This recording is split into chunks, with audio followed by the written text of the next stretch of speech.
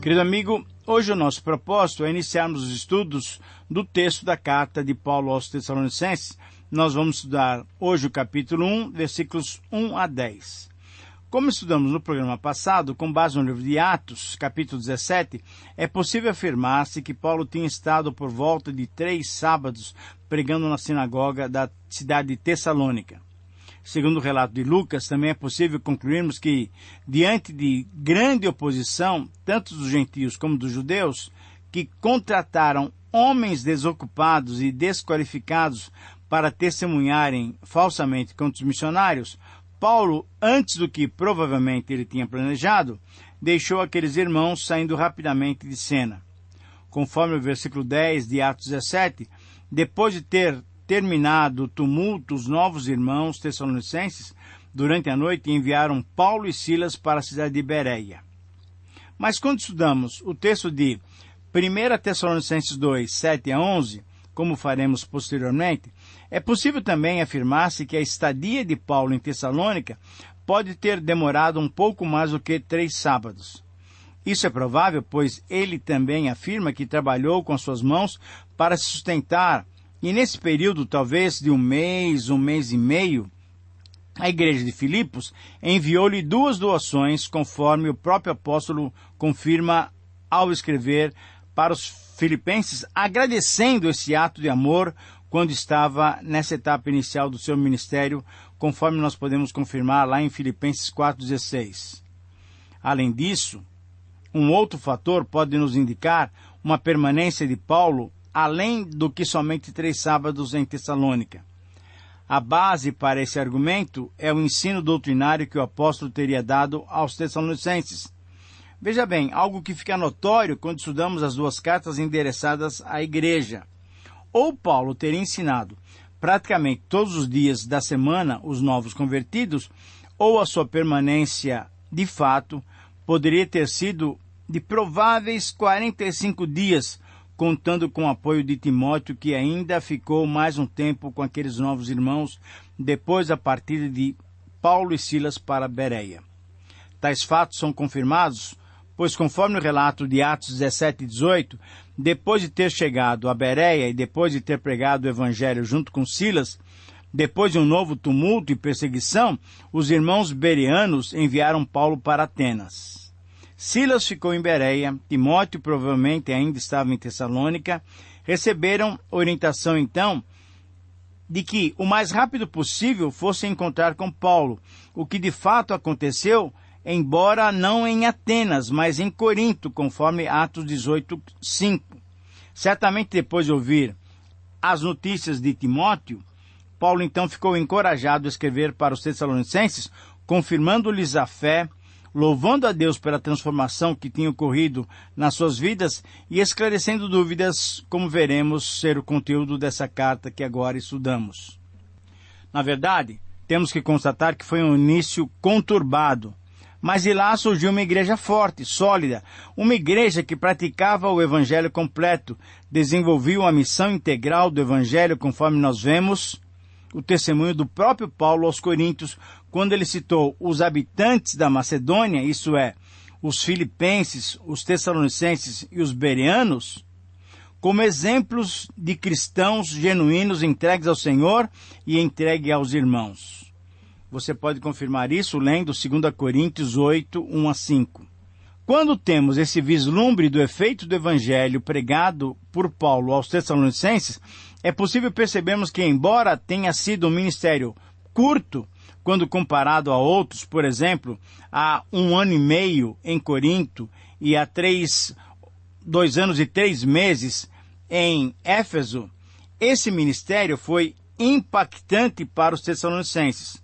Paulo vivenciou aquilo que ele pregava de tal maneira, de tal modo, que os Tessalonicenses, tendo recebido a mensagem, logo a colocaram em prática de tal maneira que também eles tiveram transformações e eles serviram de modelo para muitas outras regiões.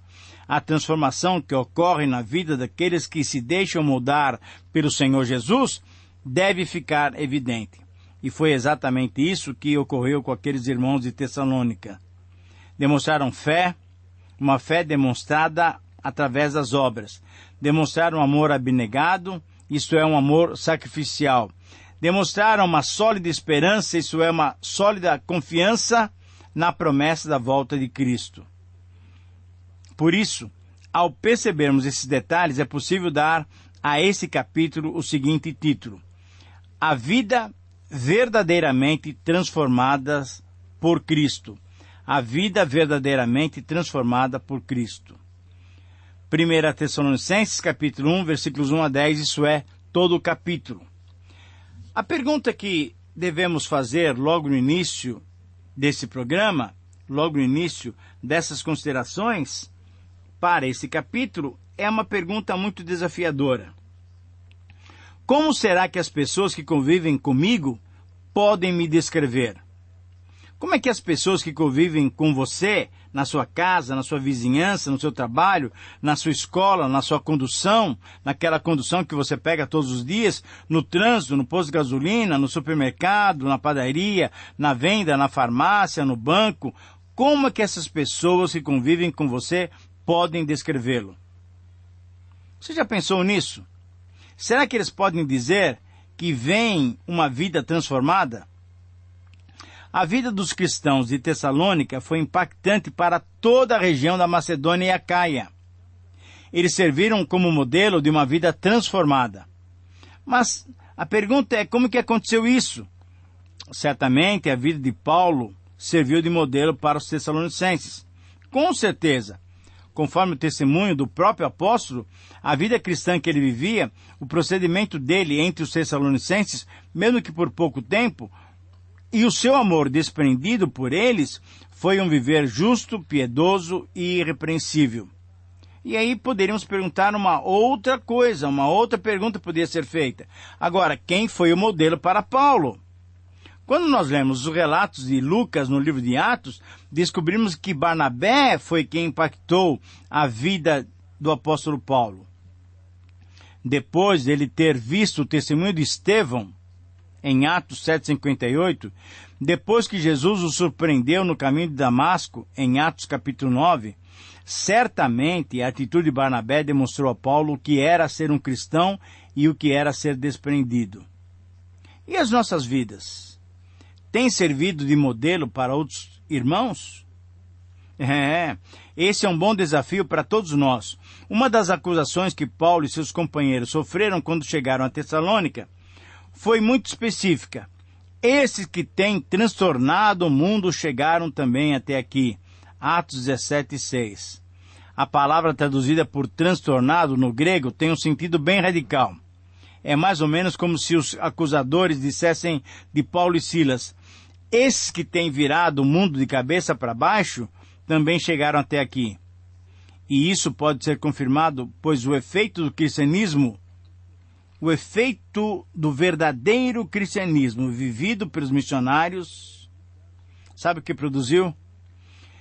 Fez com que os tessalonicenses, deixando os ídolos, se convertessem ao Deus para servirem ao Deus vivo e verdadeiro. 1 Tessalonicenses capítulo 1, versículo 9.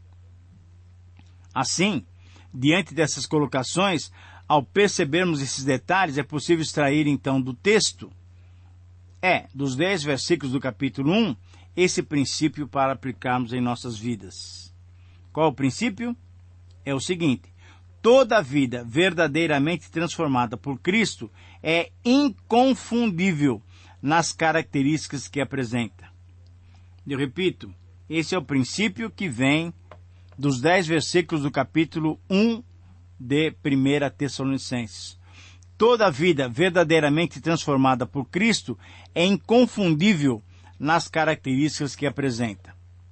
Nesse texto, nós vamos encontrar 5 características de uma vida que realmente foi totalmente transformada por Cristo. A primeira característica dessa vida transformada por Cristo é usufruir de uma nova posição em Cristo, versículos 1 e 2. Da leitura desses versos, você que está com a Bíblia aberta pode me acompanhar, nós temos uma pergunta que é importante para respondermos. Que nova posição é essa? Certamente essa é a pergunta que muitos que conhecem o Evangelho, mas desconhecem todos os seus benefícios, todas as suas bênçãos, fazem.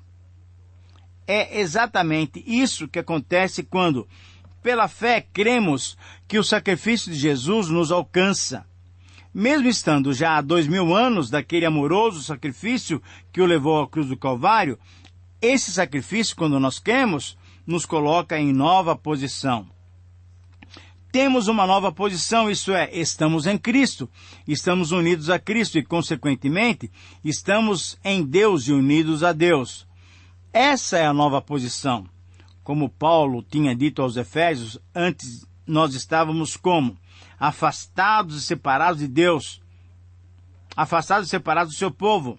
Mas agora, agora nós fomos aproximados pelo sangue de Cristo e temos acesso ao Pai em um Espírito. Efésios 2, 13 e 18. Mas muito mais do que aproximados por Cristo, muito mais do que termos acesso ao Pai, todos nós que pela fé recebemos Jesus, somos agora concidadãos dos santos e nós somos, na verdade, família de Deus. Efésios 2:19. Sim, querido amigo, essa é a bênção maravilhosa que cabe a todo aquele que crê.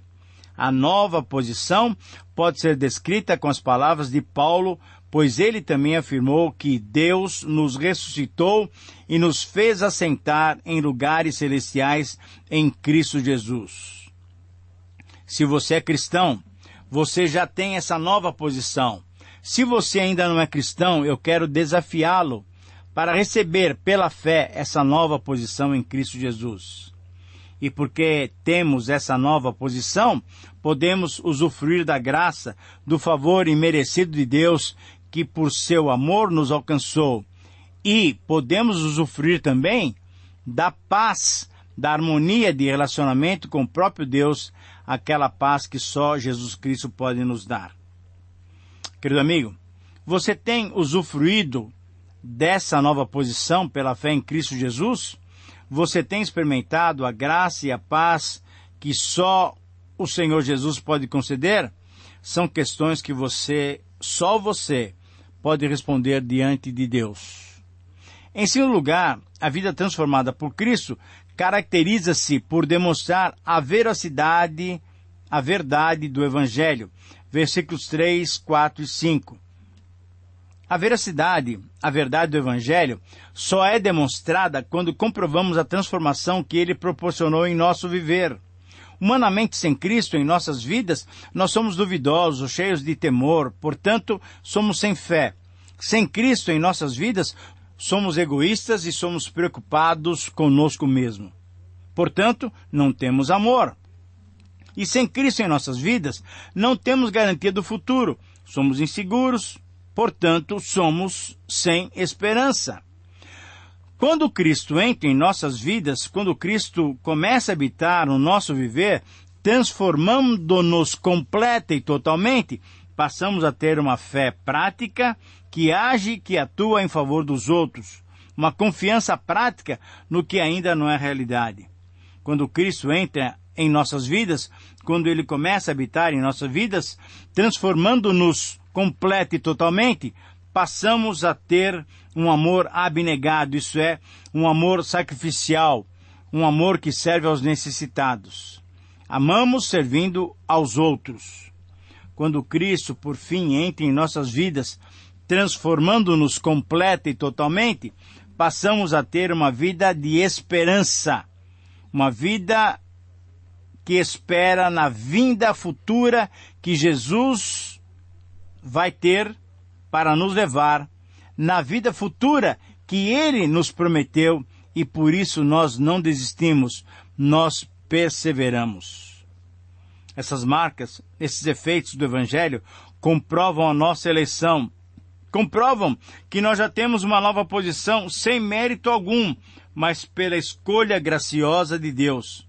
Essas marcas, esses efeitos do Evangelho eram frutos da mensagem proclamada não apenas com a inteligência humana, mas esses efeitos eram resultados da mensagem proclamada pelo poder de Deus. Na presença do Espírito Santo, Paulo e Silas eram demonstrações vivas da presença do Espírito Santo na vida de alguém que recebeu o Senhor Jesus Cristo como Senhor e Salvador. Sabe por quê, querido amigo? O Evangelho não é apenas teórico, mas, sobretudo, é o poder de Deus manifesto, inclusive na vida prática dos seus mensageiros. Por que que os tessalonicenses foram tocados pelo Espírito Santo? Porque eles perceberam na vida de Paulo e de Silas que uma vida dominada pelo Senhor Jesus, transformada pelo Senhor Jesus, habitada pelo Espírito Santo, é uma vida completamente diferente. Eles viram e foram impactados com isso. Você tem experimentado essa ação do Espírito Santo em sua vida? Em terceiro lugar, a vida transformada por Cristo caracteriza-se por tornar-se exemplo para todos, próximos ou distantes. Versículos 6 e 7. O que nós temos aqui, nesses dois versículos, é um relato impressionante, é uma mudança espetacular. Em meio aos sofrimentos e perseguições pela conversão que experimentaram, os tessalonicenses receberam o Evangelho com alegria. E a alegria é fruto do Espírito. Com isso, então, confirmavam mais uma vez que pertenciam a Cristo e estavam em nova posição com Deus, pois o fato do Espírito Santo estar com eles significava que eles realmente eram cristãos. E como cristãos, eles logo obedeceram a ordenança do Senhor Jesus quando, elevado ao céu, deixou-nos as seguintes palavras: Fazei discípulos de todas as nações, batizando-as em nome do Pai, do Filho e do Espírito Santo, ensinando-as a guardar todas as coisas que vos tenho ordenado. Você se lembra disso lá em Mateus capítulo 28, versículos 19 e 20. Sim, todos os cristãos têm a responsabilidade, todos nós temos essa responsabilidade, mas esse privilégio de ensinar os novos convertidos a guardarem os mandamentos, os ensinamentos do nosso Senhor. Mas a pergunta que surge é: como é que nós vamos ser bons exemplos? Como é que nós vamos ensinar a guardar se nós mesmos não guardamos? Por verem o Evangelho funcionando na vida dos missionários, por se tornarem imitadores daqueles bons exemplos e por constatarem a ação do Espírito Santo em suas vidas, os tessalonicenses se tornaram também um excelente modelo para todos os crentes da Macedônia e da Acaia. Em quarto lugar, uma vida transformada por Cristo caracteriza-se por proclamar de modo completo a nova crença. Veja o versículo 8. Toda a vida transformada por Cristo caracteriza-se por compartilhar com outros a salvação que ele recebeu pela fé. Caracteriza-se por anunciar a nova posição que tem todo que confia no Senhor. O que vemos aqui, então, é algo especial, pois o Evangelho proporciona essa repercussão, essa propagação das boas notícias da salvação. Ao receberem o Evangelho, conforme o versículo 5, ao se tornarem imitadores de bons exemplos, conforme o versículo 6, e ao se tornarem modelos para os outros cristãos, conforme o versículo 7, os tessalonicenses se tornaram transmissores, proclamadores da mensagem da salvação. A ideia do verbo repercutir significa ecoar como um trovão, ou soar como uma trombeta, e isso indica que, a partir de Tessalônica, todas as cidades circunvizinhas ouviram o Evangelho do Senhor Jesus. Não só ouviram a mensagem, mas também ouviram e testemunharam da vida transformada, da nova prática dos tessalonicenses. Como Tessalônica ficava na Via Egnátia, era um porto importante e era a capital da província, certamente dali surgiram informações, testemunhos de como o Evangelho tinha modificado a vida daqueles irmãos. Será que o nosso testemunho tem alcançado pessoas mais distantes? Ou será que aqueles que nos conhecem percebem que a nossa vida foi transformada? Em quinto e último lugar, a vida transformada por Cristo caracteriza-se por ser convertida até em relação às expectativas futuras. Versículos 9 e 10. Eles deixaram ídolos mortos pelo Deus vivo, ídolos falsos pelo Deus verdadeiro. Vidas sem esperança pela espera certa da volta de Jesus. Vidas com futuro incerto para uma viva esperança da ressurreição. E vidas que seriam punidas e castigadas pela ira divina, por vidas salvas e livres da ira divina através de Jesus Cristo. Uma das grandes bênçãos da nova vida com Cristo é estarmos prontos para nos encontrarmos com Jesus na sua volta. Querido amigo, você está preparado para esse momento tão decisivo em nossas vidas? Lembre-se sempre de que toda a vida verdadeiramente transformada por Cristo é inconfundível nas características que apresenta. Que Deus te abençoe, um grande abraço e até o próximo programa.